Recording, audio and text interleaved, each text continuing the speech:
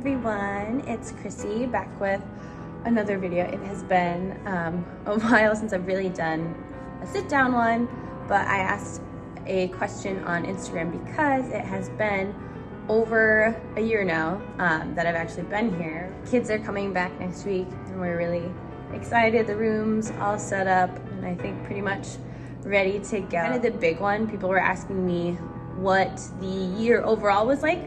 I would say for the most part, I think it went really well. We had to deal with precautions with like the pandemic of when we were virtual versus when we were online, and if we could have a certain amount of students here at a time. So there were some times where we could have certain grades and then we had to like flip back and forth. That was a little bit challenging. I'm glad that so far it's looking like we're not going to have to worry about that. Am I planning on staying was the next one that I got a lot. Yes, I'm planning on staying. I've been taking Korean classes, which goes into one of the questions a little bit later. But yes, so far I'm planning on staying. I love my school, I love my kids. It's really nice being able to hang out more with my coworkers because we have less like precautions of how many people can go to restaurants and things together. So that's been really nice at like the end of last year into the summer and now into the fall that we're able to have more of like that community aspect of hanging out with each other.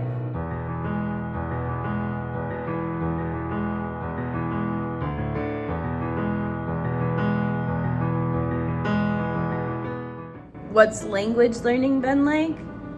Language learning has its ups and downs. There's some days where I go to class every Sunday and it's for like 3.5 hours. So I just do it on the weekends.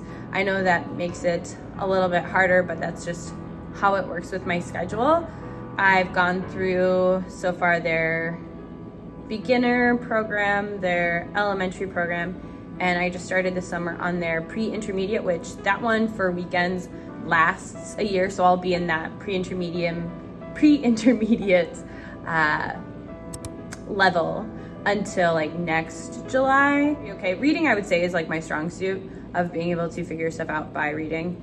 Writing has been okay. The two that are the hardest, listening, part of that is just because we still have our masks on inside, so that makes it hard. Another part of the reason why that's hard is because people talk very fast, which I'm sure to them they're not talking fast. I'm sure when I'm talking in English, someone's like, whoa, if it was their second language, they'd be able to slow down. So I understand that. I just think they're fast because my brain is having to try to translate it at the same time as they're talking. I would say the hardest one for me is trying to talk. I need to practice it more. I practice it during class.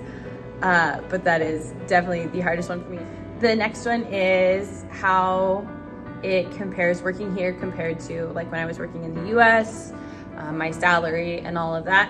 I would say for those that were wondering, it looks on paper like my salary is a little bit lower, not drastically, it looks a little bit lower, but you have to take into account if you're looking at an international school, I'm not paying my mortgage. So my mortgage for my house in the United States would take up, I think my mortgage in the States used to take up like a solid third of my paycheck, if I'm remembering correctly. Like when you factor in my mortgage, my cost of like electricity, internet, gas,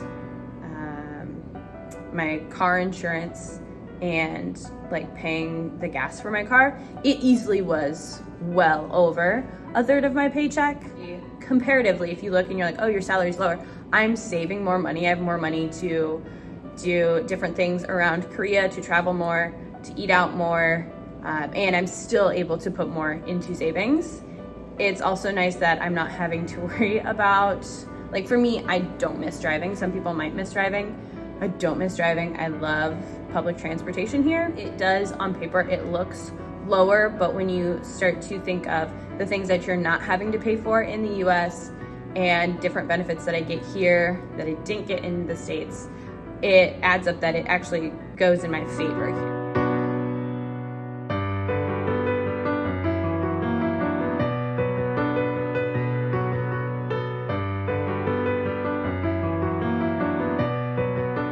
I had two that came in that don't seem like they go together, but I kind of grouped them together. One was, how is my dog Toby doing? And the second one was, how do I deal with homesickness? I have Toby here, so that's a huge thing. Like, if I have him wherever I'm at, that still helps with the homesickness. I will also say though, the reason why I haven't felt it is I still went home at Christmas, which I think that would have been the time where I would have felt homesick, because I'm so used to every Christmas we hang out as a family and we go to Florida. So I had been here for like 6 months, and then I got a little vacation where I could see my family. After that, I think the second time where I would have felt possibly a little bit homesick was my birthday in June. However, my parents came to visit me after the school year so they could see Korea for their first time, which I have that video. We were able to celebrate my birthday. I think it used to be different. I remember when I studied abroad, even though I wasn't there for as long, you felt it more because you felt more disconnected. That's a great thing now with the time that we live in, having FaceTime, Zoom, all of those ways that you can connect right away with someone across the world. It's just figuring out the timing with the time difference. But I really don't feel homesickness. I talk to my parents all of the time. I've got Toby here. He's doing well. He gets to go to a doggy daycare because he's spoiled 3 times a week. And so they come and they pick him up. It's amazing. They pick him up from my house. They take him on walks. He gets to go hang out with other dogs, which is nice that he doesn't just feel pent up in my apartment. And I like that he's being socialized with other dogs, because I know he loves being around not only other people, but he loves being around other dogs.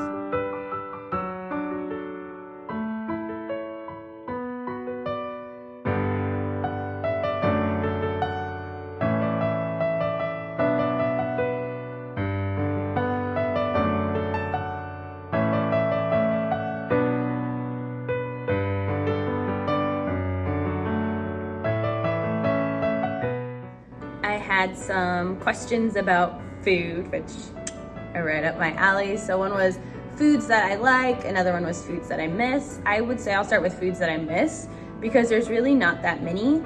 I miss prime rib. So when I went home for Christmas, I made sure that we went out and got prime rib, just because I like prime rib every once in a while. Not all the time, but every once in a while. And the other one, which is so silly, I love Totino's pizza rolls. Yes, like the ones you get in the grocery store that they're so not healthy for you, but I love those. Everything else that I think I would miss, I can find them here, but I haven't been able to find Totino's pizza rolls yet.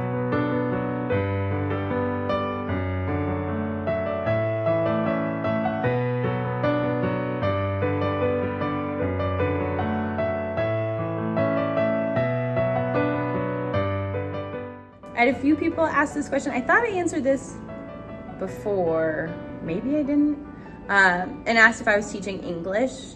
I'm not teaching English. I'm still teaching art. Like, I'm in the art room. Yes, people might be like, but you have a bookshelf behind you. I like to have some books for the kids that they get done with an art project early. Asked if I see any actors out. Not really. With where I live, there's like, there's a few times where I've seen like film crews for a drama or something. We saw one yesterday when Melanie and I were walking back from getting dinner, and definitely knew it was a film crew. They had it blocked off. We could see the makeup artist. I've seen the film crews, but usually I'm like have my headphones in if I'm not with someone, and I kind of zone out. And especially if people are wearing masks, I don't recognize people. So that's not really something that I see day to day. I think some people are like, oh, well, it's smaller and they have all those different, you've got your music artists and your TV and movie actors and actresses. And no, I haven't really run into someone. I know some people in my Korean class have, but I have not. And that's okay, because I feel like I would probably be a bumbling idiot if I recognized someone that I was like, I really like that actor or that singer. I would probably fall all over myself and they would think I was a crazy person.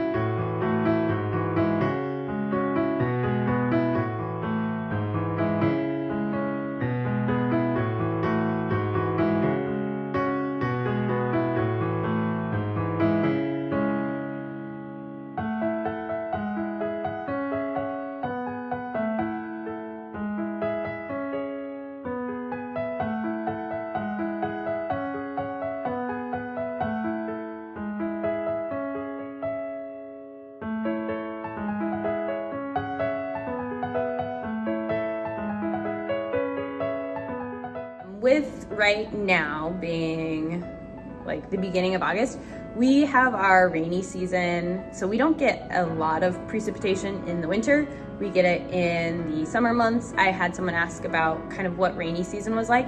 It's really hit or miss. So both last year and this year, it was hot. It was really hot when I got here last year. It's still hot now here, but rainy season is hit or miss. So we've had, when my parents left in like the end of June, right at the end of June is when rainy season started.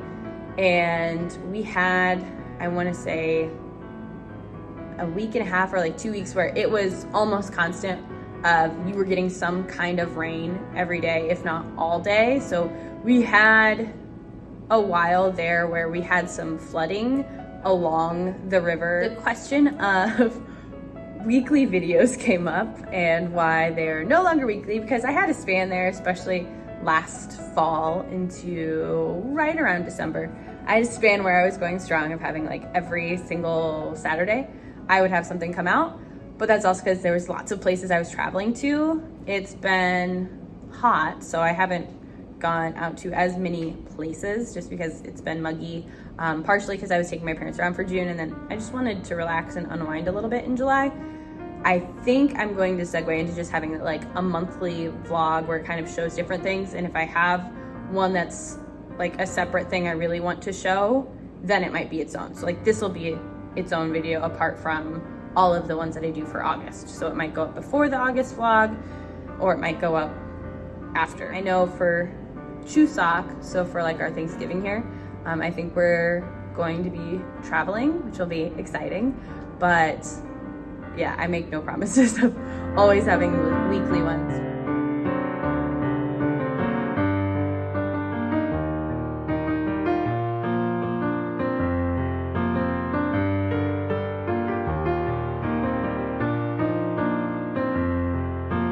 Someone asked like what the beauty standards were like here, if it's different than the US. I would say from where I'm coming from, yes. So I think in Iowa, we're a little bit more laid back and kind of chill of if you need to run out to like Target or you need to go get groceries or something, it's fine throwing on some sweats and like a hat. Or I think the big thing is we're fine with running errands and doing things before or after you've like gone to yoga in the morning or you're going to hit the gym. So you might be doing things like out in your like athletic wear, whereas I don't see that as much here, of just being like barefaced athletic wear. Like if you're wearing leggings as a female here, usually it's because you are on your way to the gym or from the gym or to or from yoga or Pilates. I do think about it more. I would also say like I'm self-conscious of I still have some like hyperpigmentation from like sun damage, so wear SPF people. But so I'm always like self-conscious about that, so I always want to put something on to just kind of cover it a little bit, and that's why I keep going to the dermatologist. And the dermatologist scene here is amazing of being able to like get an appointment. It's super reasonably priced, of being able to go in and get like an appointment for a facial or anything and everything. I don't know if that's necessarily like that other people make me feel that way, or just like I put that on myself. So when it comes to beauty standards and people asking like, do you have to dress up more?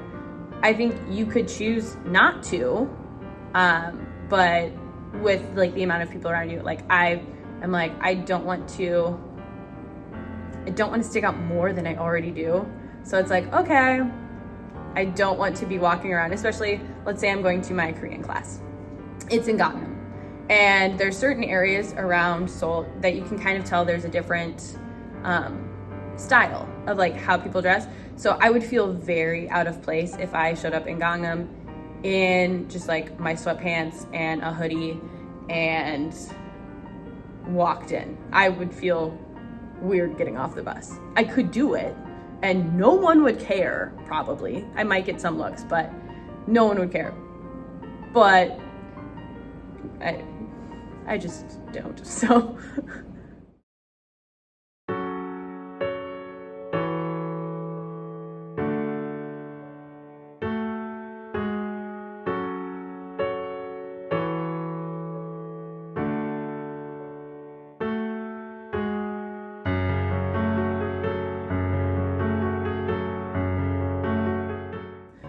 Along the lines of, I know when people were asking me about beauty standards, they were kind of asking about like how I feel weight-wise, like compared to people here, because you have many people that are very, very slender.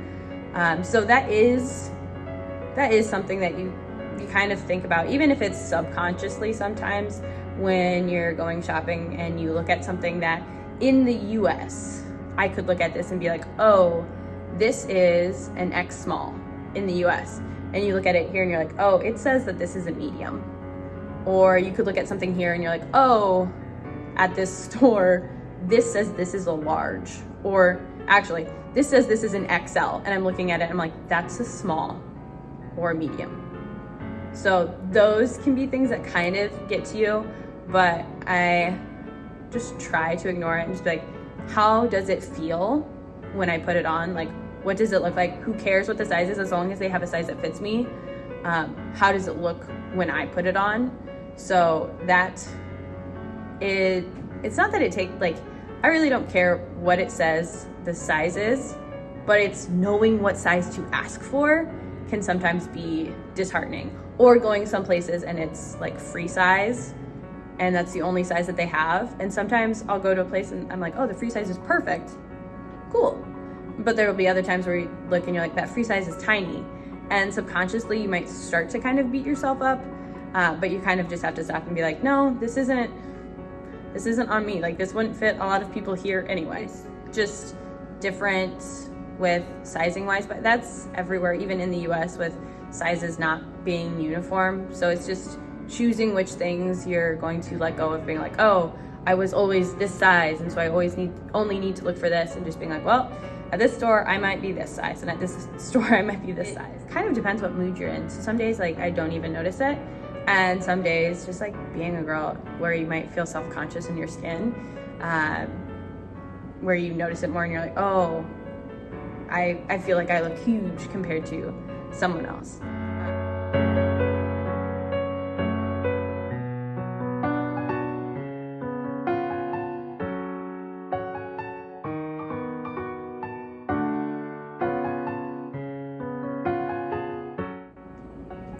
I had the question if I have any big regrets so far. The fact that I can't think of any must mean I don't think so. I will say, actually, biggest regret is that I wish I knew like 10 years ago that I was going to move and I would have started studying Korean. is my biggest regret. I wish I would have known, because I would have started that language learning journey way earlier. But other than that, I think that's like the biggest regret, is I wish I would have started that sooner. I had some people ask like biggest difficulties. I would say the language is the biggest difficulty, and I'm trying to work on that. The difficulties I had last year around this time were, I would say, like paperwork things of like getting my ARC, getting my bank account set up, and getting like little things set up on different apps of like getting food delivery set up, getting shipping of like our version of Amazon set up, we usually use a 2-step verification if you're making purchases online. So not only like you have your bank account set up, but you have to have this secondary verification service set up. Getting all of that set up were kind of stressful at the time. It was just a little bit aggravating because it was constantly like you'd get to one page and you'd have to take a screenshot and then translate it.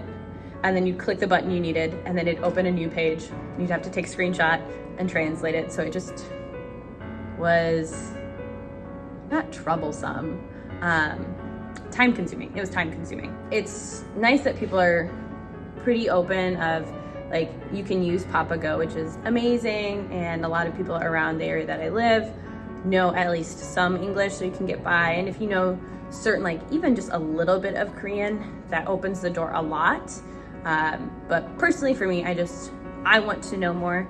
So that's the journey I'm heading down, because for me, I would say that's the biggest difficulty is I do not say master because I doubt that, but I want to get better at being able to understand people and converse, even if it's not fluent, it's just a little bit. I want to continue working on that.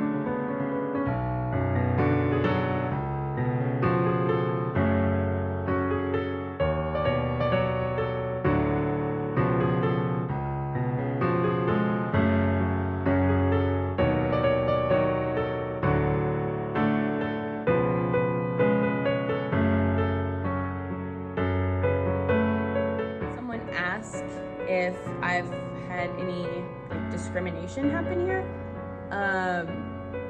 no. I know like you would have that anywhere you go. Like you could find different instances with different people. I have found times where it's hard to communicate, again because of that language barrier, but I can also see why, depending on, like, it's not only about me, it's like if I have an interaction with someone else, they have all of like their prehistory of like how their day was, what their experiences with a foreigner were like before they even met me.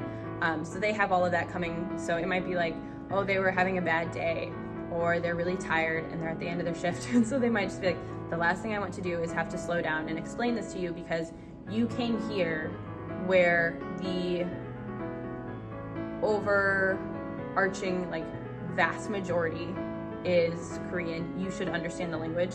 And then they're dealing with me like bumbling in Korean. So I could see that being a nuisance to them. But again, like that partially falls on me because I am part of like 3% of, I think foreigners make up like 3% of the population. And of that 3%, like you do have, I would say probably at least like 1% that's like, but they are also fluent in Korean. So I'm of that smaller part that we don't. So they're having to deal with that. I also am privileged in the fact that like I'm coming from an English speaking country. So usually a lot of times if they know a little bit of a secondary language, it might be English. Whereas if it was someone coming from, say like Russia or something, that might be even harder of a language barrier. And I also have the privileges that I am a white female. So when people are asking me about that, like I haven't really experienced any discrimination. That doesn't mean that there isn't any out there, but I do have just privileges based on how I was born that I haven't encountered them. Not to say that I might not ever, but I haven't. But that also could just be with where I live is a very foreigner heavy or foreigner friendly. I'd say the whole place is friendly, but like a lot of foreigners relocate to this area. For the last one, I had people ask me my best experience. I don't think I can pinpoint one thing. Like there's so many palaces I've seen, the food that I've tried. I couldn't pinpoint like my favorite food. There's so many good foods. there's just so many experiences that have been amazing and people that I've gotten to meet, and I would say the best experience is like this whole thing has been an amazing experience. Being able to travel like to Busan to share with my parents so they could see like what I mean when I'm saying like, oh, I get to see this view, they could actually see it.